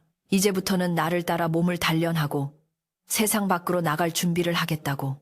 연석은 힘차게 고개를 끄덕이며 약속했습니다. 해가 뉘엿뉘엿 저물어가고 저녁 노을이 기와지붕을 붉게 물들일 무렵 유모가 정성스레 차린 저녁상이 안채 대청마루에 차려졌습니다. 상다리가 휘어질 만큼 푸짐한 음식들은 10년간의 공백을 채우려는 유모의 마음이 담긴 것이었습니다. 고소한 기름 냄새와 구수한 국 냄새가 집안 가득 퍼지자 굳게 닫혀있던 식욕이 돋아나며 모두의 얼굴에 생기가 돌기 시작했습니다. 조대감과 연화, 그리고 연석이 둥근 밥상머리에 둘러앉은 모습은 실로 10년 만에 처음 보는, 아니, 이 집안 역사상 가장 완벽하고 아름다운 그림이었습니다. 조대감은 숟가락을 들기 전에 잠시 눈을 감고 감회의 기도를 올렸습니다. 조상님, 감사합니다. 잃어버린 자식을 되찾고 끊어졌던 천륜을 다시 이었습니다. 앞으로 남은 생은 이 아이들에게 속죄하는 마음으로 살며 집안을 화목하게 이끌겠습니다. 기도를 마친 조대감이 먼저 국 한 술을 뜨자 연화와 연석도 따라 수저를 들었습니다. 따뜻한 밥 한 숟가락이 목을 타고 넘어가자 뱃속뿐만 아니라 얼어붙어 있던 마음속 깊은 곳까지 따뜻하게 데워지는 기분이었습니다. 음식 맛도 마시려니와 함께 먹는 사람들의 온기가 더해져 세상 그 어떤 진수성찬도 부럽지 않은 저녁 식사였습니다. 식사 도중 연화는 조심스럽게 옥패 이야기를 꺼냈습니다. 아버님, 제가 떠날 때 넣어주신 이 옥패가 저를 지켜주었습니다. 힘들 때마다 이것을 만지며 언젠가는 꼭 집으로 돌아가리라 다짐했습니다. 조대감은 씁쓸한 미소를 지으며 대답했습니다. 그것은 네 어미가 시집올 때 가져온 폐물이었다. 반으로 쪼개어 너희 남매에게 하나씩 주면서도 다시 합쳐질 날이 올 줄은 꿈에도 몰랐지. 이것이 바로 기적이 아니겠느냐. 연석도 자신의 옥패를 꺼내어 누이의 것 옆에 놓아보았습니다. 나란히 놓인 두 개의 옥패는 달빛을 받아 은은하게 빛났고 그것은 마치 두 남매의 밝은 앞날을 예고하는 듯했습니다. 이야기꽃은 밤이 깊도록 시들 줄을 몰랐습니다. 연화가 오랑캐 장수와 일기토를 벌였던 무용담을 이야기할 때는 연석이 손에 땀을 쥐며 흥분했고 유모가 어린 시절 연석이 개구리를 무서워해 울었던 이야기를 할 때는 모두가 배꼽을 잡고 웃었습니다. 그동안 삭막하고 적막하기만 했던 기와집 담장 너머로 웃음소리가 새어나가자 지나가던 마을 사람들도 발걸음을 멈추고 그 소리를 들으며 흐뭇한 미소를 지었습니다. 이제야 저 집에 사람 사는 냄새가 나는구먼. 그렇지. 집안에는 여자의 온기가 있어야 하고 웃음소리가 끊이지 않아야 복이 들어오는 법이지. 밤바람은 이제 더 이상 슬픈 울음소리가 아니었습니다. 처마 끝에 달린 풍경이 딸랑하고 울릴 때마다 그것은 가족의 재회를 축복하는 고운 노랫소리처럼 들렸습니다. 10년간 쌓였던 먼지와 묵은 때는 씻겨나가고 그 자리에 새로운 희망과 사랑이 채워졌습니다. 하인들도 행랑채에 모여 앉아 유모가 내어준 술과 고기를 먹으며 주인의 경사를 자신의 일처럼 기뻐했습니다. 오늘 밤, 이 산골 마을의 기와집은 세상에서 가장 밝고 따뜻한 등불이 되어 어둠을 밝히고 있었습니다. 식사를 마치고 차를 마시는 자리에서 조대감은 연화에게 넌지시 물었습니다. 그래, 이제 앞으로의 계획은 어찌 되느냐? 나라의 부름을 받은 몸이니 다시 한양으로 올라가야 하는 것이냐? 그 질문에 순간 정적이 흘렀고 연석과 유모도 긴장된 표정으로 연화의 입을 바라보았습니다. 연화는 찻잔을 내려놓고 아버지와 동생을 번갈아 바라보며 부드럽지만 단호한 목소리로 대답했습니다. 아버님, 저는. 그녀의 말은 잠시 뜸을 들였으나 그 눈빛에는 이미 확고한 결심이 서려 있었습니다. 과연 그녀는 어떤 선택을 하여 이 이야기를 행복한 결말귐으로 이끌 것인지 달빛만이 그 대답을 미리 알고 있는 듯 조용히 미소 짓고 있었습니다. 아버님, 저는 당분간 한양으로 돌아가지 않을 것입니다. 전하께 청하여 100일간의 휴가를 얻어 내려왔습니다. 무너진 담장을 고치고 연석이의 건강을 되찾아주고 무엇보다 아버님의 구분 등을 펴드릴 때까지는 이 집의 딸로서 그리고 누이로서 머물고자 합니다. 연화의 대답은 찻잔 속의 맑은 차처럼 투명하고 따뜻하게 방 안의 공기를 적셨습니다. 그 말을 들은 조대감의 얼굴에는 안도의 빛이 역력하게 번졌고 옆에서 숨죽여 듣던 연석은 기쁨을 감추지 못하고 누이의 소매자락을 꼭 잡았습니다. 연화는 나라의 장군이기 이전에 너무나도 오랫동안 가족의 품을 그리워했던 평범한 딸이었기에 부귀영화나 관직의 영광보다는 지금 이 순간 가족과 함께하는 따뜻한 아랫목이 더 소중했던 것입니다. 그렇게 조대감 댁의 밤은 안도감과 행복감 속에서 마치 멈춰버린 시간처럼 평온하게 깊어만 갔습니다. 다음 날 아침, 조대감 댁의 풍경은 어제와는 사뭇 다른 활기로 가득 차 있었습니다. 10년간 굳게 닫혀있던 마음의 빗장이 풀리자 집안 곳곳에 쌓여있던 묵은 먼지들도 저절로 털어지는 듯 했습니다.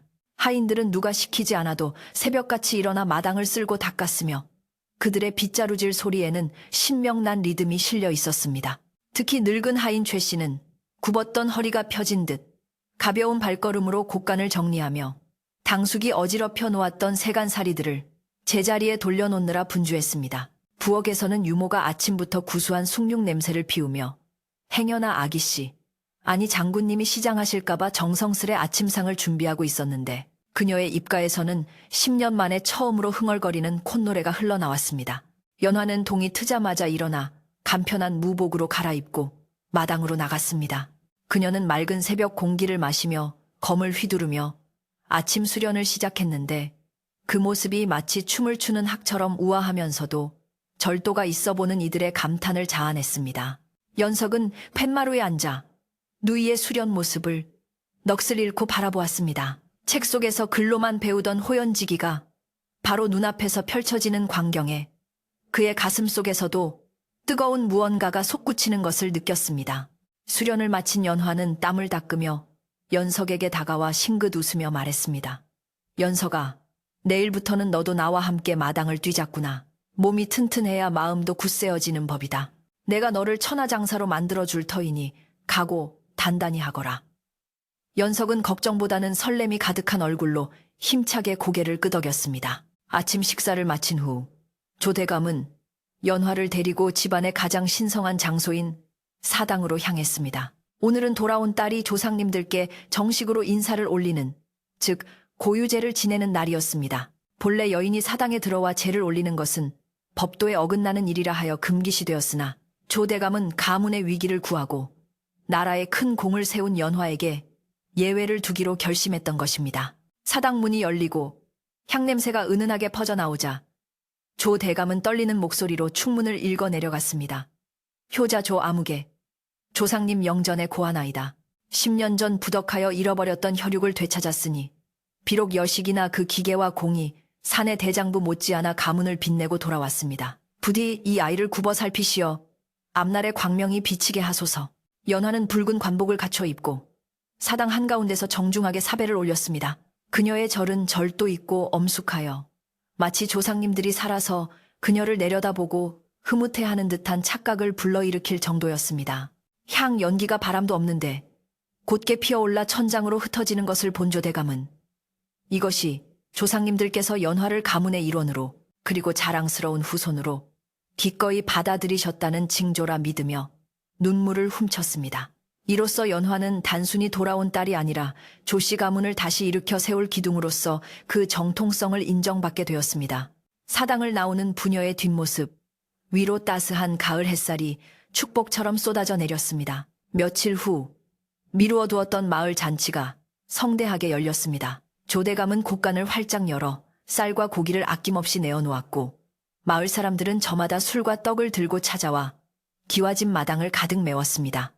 풍물패의 신명, 나는 꽹과리 소리가 산골짜기를 울리고 솥뚜껑 위에서는 지글지글 전 부치는 소리가 끊이지 않았습니다. 마을 사람들은 연화를 애워싸고 그녀의 무용담을 듣기를 청했고 연화는 거만함 없이 겸손한 태도로 노인들의 손을 잡아주며 막걸리 잔을 채워주었습니다. 아이고, 장군님 손이 이리 고와서야 어찌 칼을 쓰셨소.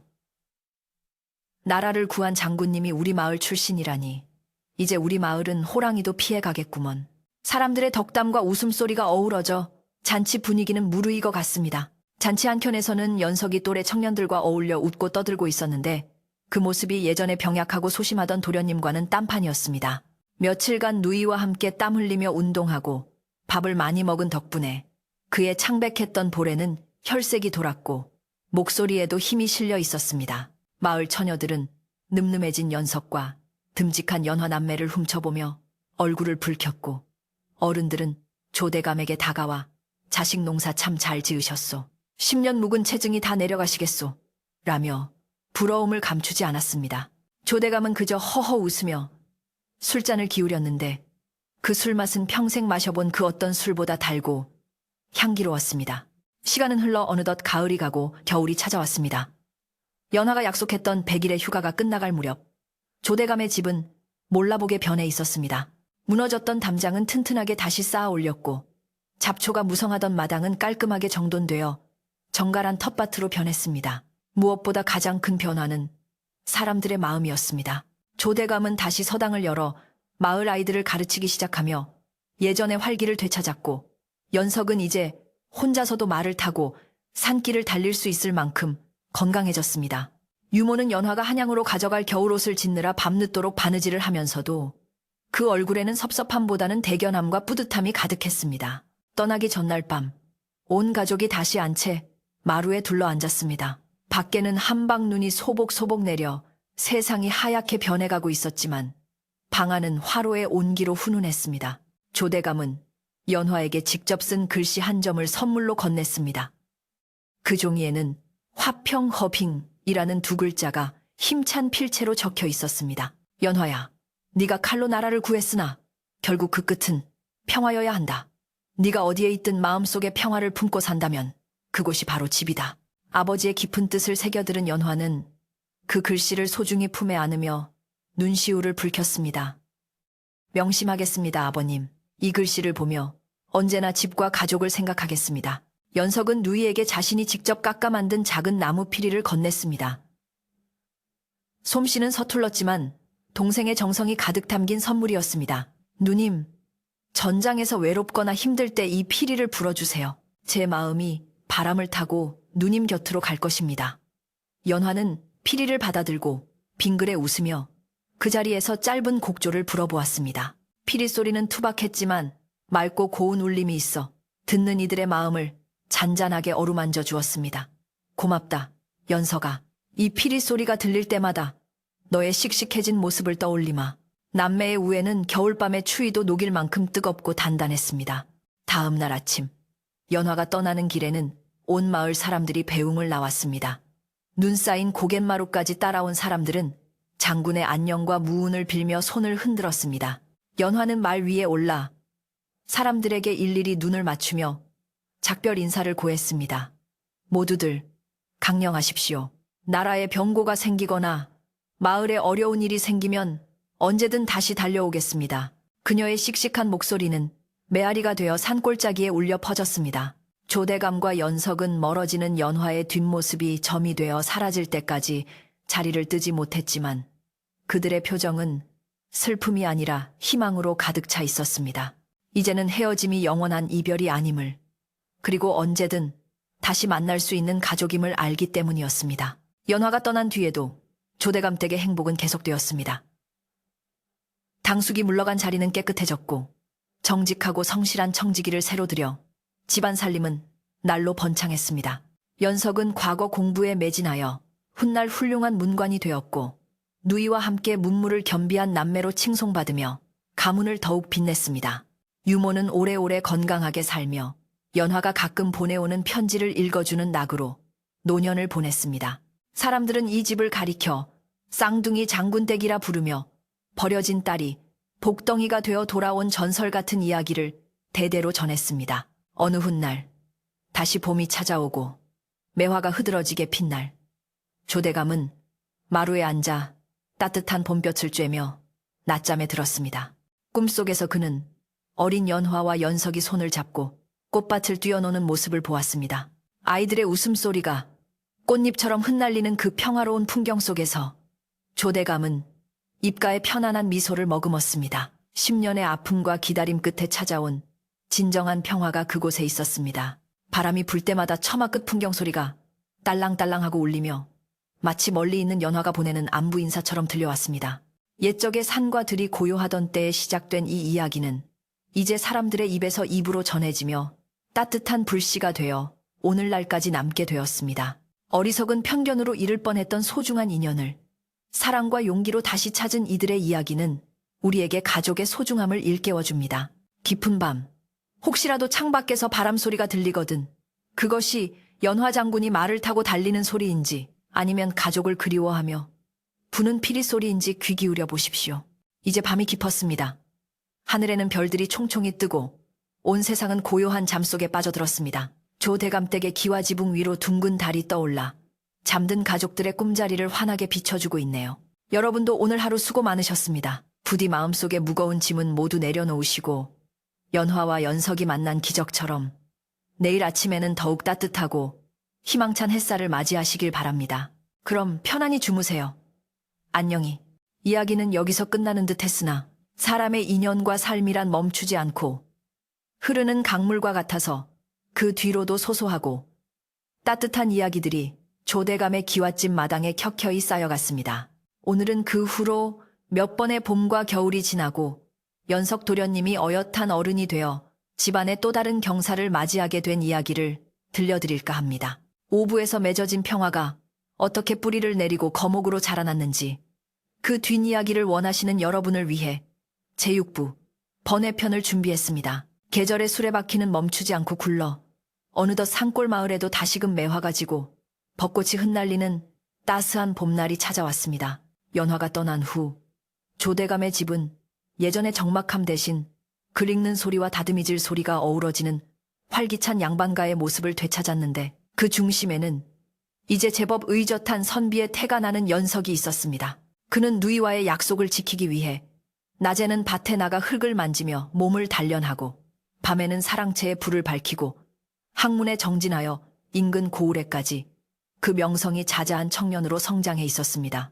마을 사람들은 훤칠하게 자란 연석을 볼 때마다 장군 누님을 닮아 기골이 장대해지더니 인품은 대감마님을 닮아 대쪽 같구먼 하며 칭찬을 아끼지 않았습니다. 그러던 어느 날 조대감의 집 문턱이 닳도록 중매쟁이들의 발길이 이어지기 시작했으니 이는 바로 혼기가 찬 연석의 배필을 정하기 위함이었습니다. 조대감은 신중하게 며느리감을 고르던 중 이웃 마을의 덕망 높은 선비 집안의 규수와 연석의 혼담을 맺기로 결정하였습니다. 그 규수는 심성이 곱고 바느질 솜씨가 뛰어나기로 소문이 나 있었는데 무엇보다 연석이 직접 서찰을 주고받으며 마음을 확인한 터라 집안에는 훈훈한 기운이 감돌았습니다. 혼례 날짜가 잡히자 집안은 다시 한번 잔치 준비로 분주해졌으나 한 가지 걱정거리가 모두의 마음 한구석에 자리 잡고 있었으니 그것은 바로 멀리 국경에 나가 있는 연화 장군의 참석 여부였습니다. 조대감은 혼례 날짜가 적힌 서찰을 인편을 통해 한양으로 그리고 다시 북쪽 국경으로 보냈으나 워낙 먼 길이라 답장이 제때 도착할지 알 수 없는 노릇이었습니다. 연석은 혼례복을 가봉하면서도 자꾸만 북쪽 하늘을 올려다보며 한숨을 쉬곤 했습니다. 누님이 계셔야 진정으로 기쁜 날이 될 텐데 나라를 지키느라 바쁘신 줄은 알지만 그래도 섭섭한 마음은 어쩔 수가 없구나. 유모 또한 장독대를 닦으며 혼잣말처럼 중얼거렸습니다. 아기씨가 오셔야 할 텐데 동생 장가가는 모습 보면 얼마나 좋아하실까. 내가 빚은 이 맛난 술도 드셔야 하고 가족들의 기다림은 혼례 날이 다가올수록 더욱 간절해졌습니다. 혼례를 사흘 앞둔 날 봄비가 촉촉하게 대지를 적시는 저녁 무렵이었습니다. 대문을 닫으려던 하인이 멀리서 삿갓을 쓰고 말을 타고 오는 한 나그네를 발견하고는 눈을 찌푸려 자세히 살펴보았습니다. 빗속을 뚫고 오는 그 나그네의 행색은 허름해 보였으나 말 위에서 풍기는 기운이 예사롭지 않아 하인은 빗장을 걸지 않고 기다렸습니다. 말이 대문 앞에 멈춰서고 나그네가 삿갓을 벗자 하인은 쏘스라치게 놀라며 뒷걸음질 쳤습니다. 아이고, 이게 누구십니까? 장군님 아니십니까? 비에 젖은 얼굴로 환하게 웃고 있는 사람은 다름 아닌 연화였습니다. 그녀는 화려한 갑옷 대신 수수한 평복을 입고 호위무사도 없이 단출하게 고향집을 찾은 것이었습니다. 연화의 도착 소식에 조대감과 연석 그리고 유모가 버선발로 마루를 뛰쳐나왔습니다. 누님, 이 빗속을 뚫고 오신 겁니까? 연석이 달려나가 누이의 곧비를 잡자 연화는 말에서 가볍게 뛰어내려 동생을 으스러지도록 안아주었습니다. 내 하나뿐인 동생이 장가를 간다는데 천리길이 대수겠느냐. 오랑캐가 쳐들어오더라도 잠시 멈추라 하고 달려왔을 것이다. 그녀의 농담 섞인 말에 가족들은 눈물을 글썽이며 웃음을 터뜨렸습니다. 조대감은 딸의 젖은 어깨를 두드리며 감격에 겨워 말했습니다. 고생했다. 참으로 고생했어. 네가 오지 않으면 어쩌나. 노심초사했는데 이제야 마음이 놓이는구나. 연화가 가져온 진보다리에는 국경지방의 특산물과 귀한 약재들 그리고 새 신부에게 줄 비단 옷감과 폐물들이 가득 들어 있었습니다. 특히 그녀는 왕실에서 하사받은 귀한 옥 비녀를 꺼내어 보이며 말했습니다. 이것은 내가 공을 세웠을 때 중전 마마께서 주신 것이다. 연석이의 색시가 될 분에게 내 마음을 담아주고 싶구나. 무인인 시누이가 주는 선물이 너무 투박하지 않아야 할 텐데 걱정이다. 유모는 그 비녀를 받아들고 감탄했습니다. 아이고, 이리 귀한 것을. 새아기 씨가 보시면 눈이 휘둥그레지겠습니다.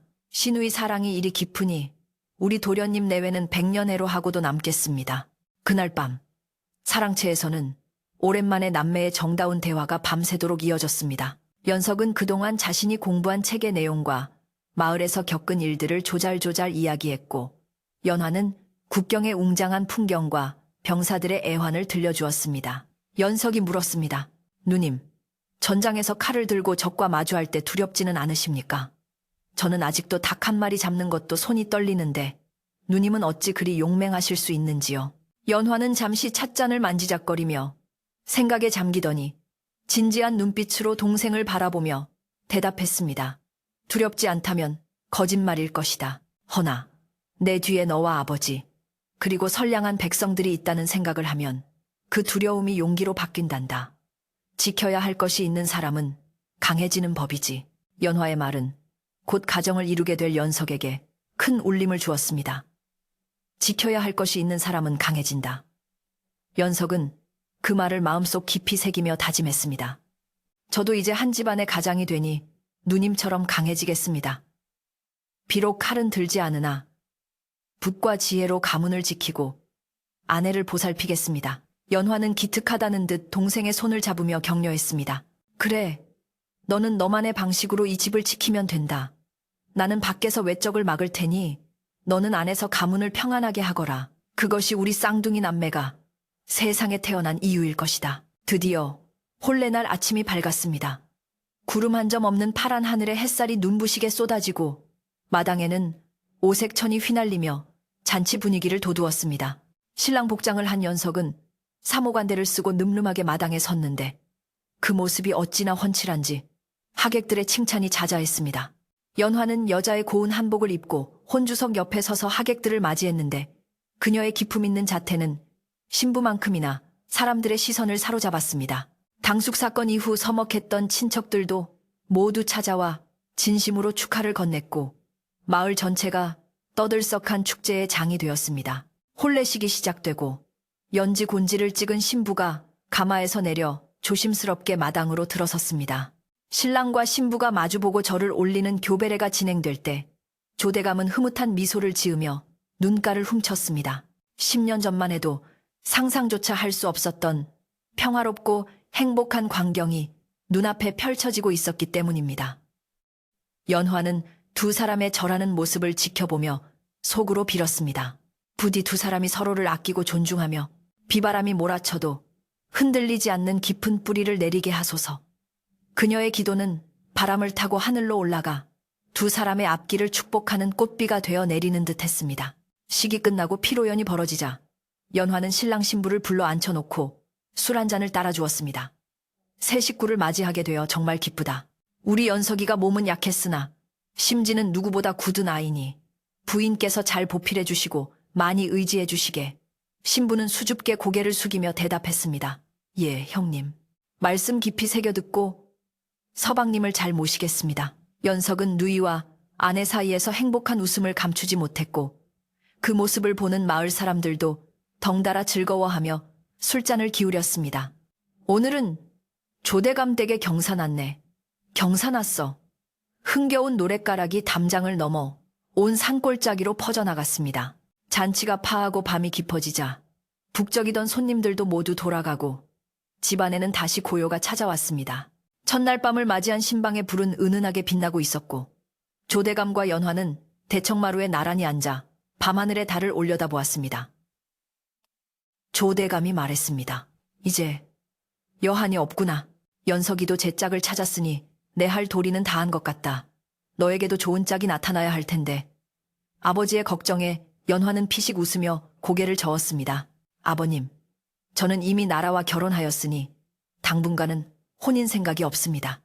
그리고 이리 가끔 들러 아버님과 차 한잔 나누는 것으로 충분히 행복합니다. 조대감은 그런 딸이 안쓰러우면서도 자랑스러워 더 이상 재촉하지 않았습니다.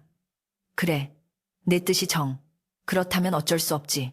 허나 힘들고 지칠 때는 언제든 돌아오거라. 여기가 내 집이고 우리가 내 등불이 되어줄 테니. 그날 밤 조대감의 집은 세상에서 가장 평온한 안식처였습니다. 마당의 벚나무 가지가 바람에 흔들리며 그림자를 드리웠지만 그 그림자조차도 춤을 추는 듯 흥겨워 보였습니다. 연화는 내일이면 다시 국경으로 떠나야 했지만 이번 발걸음은 예전처럼 무겁지 않을 것을 알고 있었습니다. 등 뒤를 든든하게 지켜주는 가족과 새롭게 피어나는 생명의 기운을 확인했기 때문입니다. 다음 날 새벽, 연화가 떠나는 길에는 안개가 자욱하게 껴 있었습니다. 신방에서 늦게 나온 연석 내외와 조대감이 대문 앞까지 배웅을 나왔습니다. 연석의 아내는 정성스레 싼 도시락과 버선을 연화의 손에 쥐어주며 눈시울을 붉혔습니다. 형님, 부디 몸 조심하십시오. 다음번 오실 때는 조카를 안겨드리겠습니다. 연화는 새 올케의 손을 따뜻하게 잡아주며 고개를 끄덕였습니다. 고맙네. 그 약속 꼭 지키시게. 내 조카 볼 날을 손꼽아 기다리겠네. 연석은 누이의 말 고삐를 잡아주며 씩씩하게 말했습니다. 누님, 걱정 마시고 다녀오십시오. 집안일은 제가 알아서 잘 건사하겠습니다. 연화가 말에 올라 안개 속으로 사라져갈 때 그녀는 뒤를 돌아보지 않았습니다. 뒤를 돌아보면 발길이 떨어지지 않을 것 같아서이기도 했지만 이제는 뒤를 걱정할 필요가 없다는 확신이 들었기 때문입니다. 말발굽 소리가 다닥 다닥하며 멀어지고 조대감 가족은 그 소리가 완전히 들리지 않을 때까지 대문 앞에 서 있었습니다. 안개 속에서 해가 떠오르자 기와집 지붕 위로 황금빛 햇살이 쏟아져 내리며 새로운 하루의 시작을 알렸습니다. 그것은 마치 이 가족의 앞날에 펼쳐질 밝은 미래를 예고하는 서광과도 같았습니다. 세월은 계속 흘러 훗날 연석은 과거에 급제하여 훌륭한 목민관이 되었고 연화는 북방을 평정하고 전설적인 대장군으로 역사의 이름을 남기게 됩니다. 마을 사람들은 조 대감의 집 앞을 지날 때마다 아이들에게 이 이야기를 들려주곤 했습니다. 저 집이 바로 쌍둥이 남매가 태어나 서로를 지키고 나라를 구한 집이란다. 형제간의 우애와 가족의 사랑이 얼마나 큰 힘을 발휘하는지 보여주는 곳이지. 기와집 담장 너머로 들려오는 아이들의 글, 읽는 소리와 웃음소리는 대대로 끊이지 않았고 그들이 심어놓은 화평 허핑의 나무는 무럭무럭 자라온 마을을 시원하게 덮어주는 그늘이 되었습니다. 오늘 밤 들려드린 이야기는 여기까지입니다. 비록 몸은 떨어져 있어도 마음만은 하나로 연결되어 있었던 연화와 연석 남매처럼 여러분의 곁에도 보이지 않는 끈으로 이어진 소중한 사람들이 있음을 기억하시길 바랍니다. 삶이 고단하고 외로울 때 마음속에 고향집 문을 두드려 보세요. 그곳에는 언제나 따뜻한 밥상과 여러분을 기다리는 온기가 남아있을 것입니다. 밤하늘의 별들이 여러분의 꿈길을 비추고 산들바람이 지친 몸과 마음을 어루만져 주기를 바랍니다. 깊어가는 이 밤, 모든 근심 걱정 내려놓으시고 편안하고 따뜻한 잠자리 되십시오. 안녕히 주무세요.